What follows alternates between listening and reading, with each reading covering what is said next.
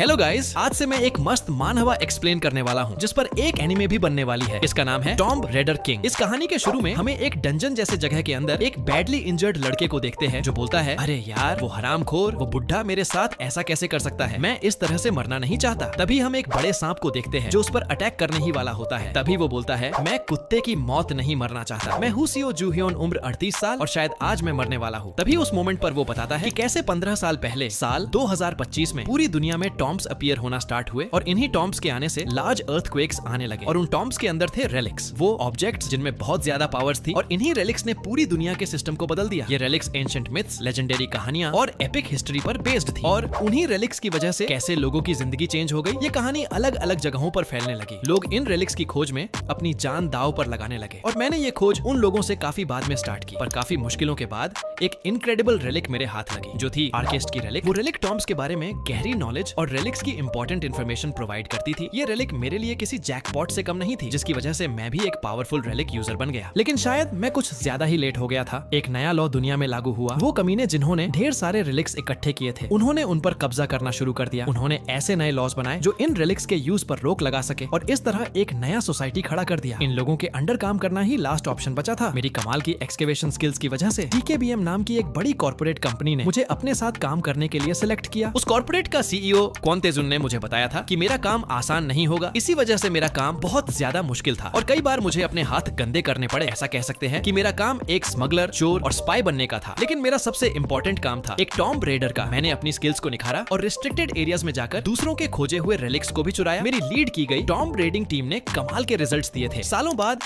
CEO Kwon दुनिया का सबसे पावरफुल रेलिक यूजर बन गया, लेकिन ये सब उन रेलिक्स की वजह से हुई जो हमने चुराए थे और उसने हमसे जबरदस्ती छीन लिए थे। जैसे जैसे CEO क्वॉन का स्टेटस बढ़ता गया, लोग मुझसे उतनी ही नफरत करने लगे। वो मुझे एक कचरा समझते थे जो एक डिक्टेटर के नीचे काम करता है। इतना सब होने के बावजूद मैं मेहनत करता रहा। इस रेलिक से भरी दुनिया में सरवाइव करने के लिए मैं और कर भी क्या सकता था, लेकिन सच कहूं तो मैंने कभी नहीं सोचा था कि मेरा ये हाल होगा। अभी मैं जिस मिशन पर हूँ वो CEO क्वॉन का बिछाया हुआ एक ट्रैप था। उस कमीने ने जानबूझकर मुझे और मेरे दोस्तों को एक नामुमकिन और मौत जैसी खतरनाक मिशन में डाल दिया। क्योंकि हमारी स्किल्स लाजवाब थी, इसलिए उसे हमसे खतरा महसूस होने लगा। कितना बेशरम कमीना है। फिर वो अपनी अनस्टेबल आवाज में बोलता है, अबे ओ फटास स्नेक, मेरे सारे कॉमरेड्स को खाने के बाद भी तू सेटिस्फाइड नहीं हुआ? ठीक है, आजा फिर, मैं तेरे चिथड़े उड़ा दूंगा। और वो कमीना क्वॉन तेजुन, अगर मैं अभी मरकर भूत भी बन गया फिर भी मैं उसकी लाइफ बर्बाद करने के लिए कुछ भी करूंगा। तभी जैसे ही वो सांप उसे खाने वाला होता है, तभी एक आवाज आती है, माय गुडनेस, तुम बहुत शोर मचाते हो। ये आवाज सुनते ही सांप भी उसे छोड़कर आवाज तरफ देखने लगता है और जू हैन ने बोला, तुमने क्या कहा? फिर वापस जवाब आता है, ये क्या तुम मुझे सुन सकते हो? तुम्हें क्या लगता है कि मैं पहली बार किसी रिलिक की आवाज सुन रहा हूँ? मुझे नहीं पता कि तुम किस गॉड से बिलोंग करते हो, लेकिन जब तक मैं प्यार से कह रहा हूँ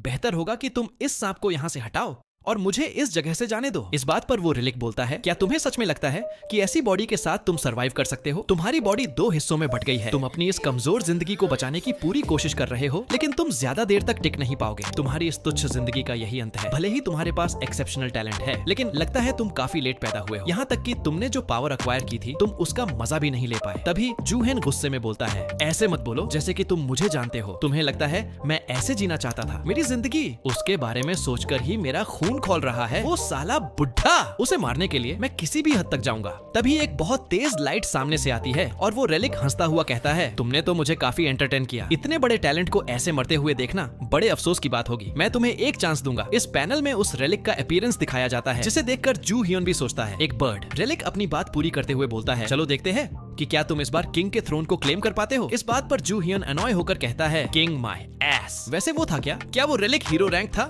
या गॉड रैंक? और अपनी पैर की तरफ देखते हुए कहता है, वो तो एक कौवे की तरह लग रहा था। और पैर देखने के बाद शॉक होकर कहता है, अरे ये क्या, मेरे पैर? मैं बिल्कुल ठीक हूँ। What just happened? मेरे वुंड्स भी नहीं है। वो थोड़ा इधर उधर देखकर सोचता है, एक पुलिस स्टेशन, यहाँ हो क्या रहा है? तभी एक पुलिस वाला उसे बोलता है, अरे तुम क्या बक रहे हो? मैं उतने देर से तुमसे तुम्हारी आइडेंटिटी पूछ रहा हूँ। तुम्हें क्या लगता है हमारे पास पूरी रात है? फिर वो उसे बोलता है, ओह अच्छा। पुलिस वाले को लगा अब वो उसका जवाब देगा, तो वो उससे दोबारा उसका नाम पूछता है, पर यह अलग ही अपने ख्यालों में खोया हुआ है। ये सोच रहा है क्या उस कौवे ने ऐसा किया है? वो पुलिस वाला अगेन उससे नाम पूछता है, लेकिन ये सोच रहा है कि क्या वो एक सपना था या कोई हेलुसिनेशन। वो पुलिस वाला गुस्से में बोलता है, अरे यार तुम्हारा नाम क्या है? मैं पागल हो जाऊंगा, जल्दी इसे खत्म करते हैं तो हम घर जा पाएंगे। दूसरा पुलिस वाला कहता है, मैंने तो पहले ही हार मान लिया है, क्योंकि इस साल को कहा जाता है देयर नोबडी गोज होम। यार ये 2025। ये सुनते ही जो हॉर्न शॉक होकर कहता है, क्या ये 2025 है? मैं पॉजिटिव हूँ कि ये साल 2025 नहीं है। वो घड़ी में भी 2025 देखकर और हैरान होता है, पर आगे बैठे लड़के को देखकर उसे कुछ याद आता है कि यही लड़का ड्रंक होकर उससे फाइट शुरू कर दिया था, जिसकी वजह से पुलिस स्टेशन तक बात आ गई थी। वो मन में कहता है, मुझे यकीन नहीं हो रहा, क्या ये रियल है? क्या मैं सच में 15 साल पीछे आ चुका हूँ? फिर वो उस क्रो रेलिक की बात याद करके कन्विंस हो जाता है और अब उसकी टॉम रेडर वाली मेंटेलिटी बाहर आती है। वो मन में कहता है कि अगर ये 1 जनवरी 2025 है तो दुनिया में अभी शांति है, अभी तक कोई टॉम अपीयर नहीं हुआ है और ये वही समय है जिसके बाद से गॉड रैंक रेलिक्स अपीयर होना स्टार्ट हुआ था। तो अगर ऐसा है तो मैं सारे रेलिक्स को कलेक्ट कर पाऊंगा। मेरी पहली नॉलेज और मेमोरीज भी मेरे पास है। अब मैं सबसे पहले रेलिक्स कलेक्ट करना स्टार्ट कर सकता हूँ। और फिर ये हंसते हुआ कहता है, ये काफी एक्साइटिंग है।